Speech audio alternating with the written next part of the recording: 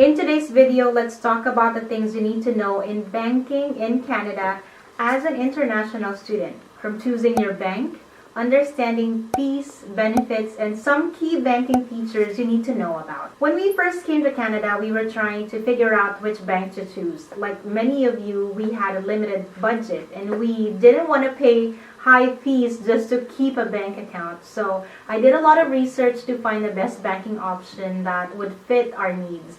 I've gathered all that information here to help you make the right decision. I am not in any way related to any of the financial institutions that will be mentioned in this video. There are 5 major banks in Canada you need to know about: RBC, TD, Scotiabank, BMO, and CIBC. There are also digital banks like Tangerine and Simply Financial, which are great if you want everything online. But for now, let's focus on the bigger traditional banks that international students typically go for. The 2 main bank accounts you would need are a checking account for your day-to-day spending and a savings account to keep money you want to set aside for savings purposes.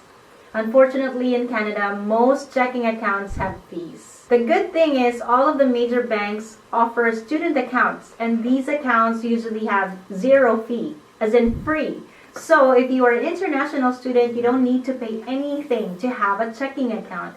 And checking account for students usually have unlimited debit transactions, which is perfect for your day-to-day use. But keep in mind that these benefits often expire once you are no longer a student. When you are choosing your bank, there are things you need to keep in mind to avoid paying extra fees. You want to make sure you have unlimited debit transactions. Most checking accounts have a limit on how many free transactions you can make per month. And once you go over that limit, you'll have to pay for those extra transactions. So if you are a cashless person and you use your debit card very often, these transactions can add up quickly if you're not careful. So be aware of the limits on your debit purchases. Here's one that catches a lot of people off guard: ATM fees. If you use an ATM that doesn't belong to your bank, you'll get a hit with a fee. So if you are a type of person who likes to carry cash around, make it a habit to only use your bank's ATMs or take out cash sparingly to avoid paying extra. Also look for a bank account that gives you unlimited e-transfer. They call it here Interact e-transfer. It's a quick way and easy way to send money between Canadian banks. You just need to get the recipient's email address or phone number and the money is transferred within minutes.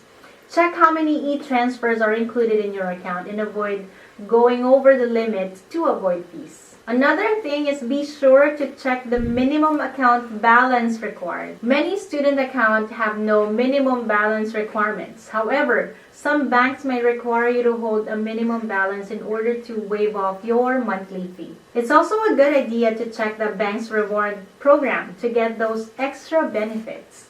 For most banks, they have cashback and reward points that you can use for groceries, entertainment, movies, travel, shopping, and dining. Banks often run promotions to attract new accounts, so might as well take advantage of student perks and promotions. Some banks offer cash bonuses for opening an account. You can get like $50 or $100 just for signing up. Now here's a quick comparison of the main student accounts from the largest banks in Canada. These are the details that I found on their websites as of the making of this video, but keep in mind that this information may change over time.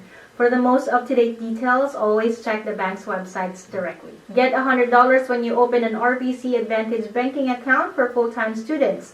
No monthly fee, unlimited free transactions, debited Interact e-transfers, no ATM fee from RBC if you use another bank's ATM in Canada, and you can also get a rebate on the credit card annual fee. One thing to also consider is that you get a rebate for NSF fee. The non-sufficient fund fee is charged by your bank when your account doesn't have enough funds to cover a transaction. It could be a bounce check or insufficient fund to pay for your automatic payments. Open a new TD student checking account and you could get $125. There's no monthly fee, no minimum balance. It gives you unlimited transactions. However, you have to pay $2 if you will be using a non-TD ATM.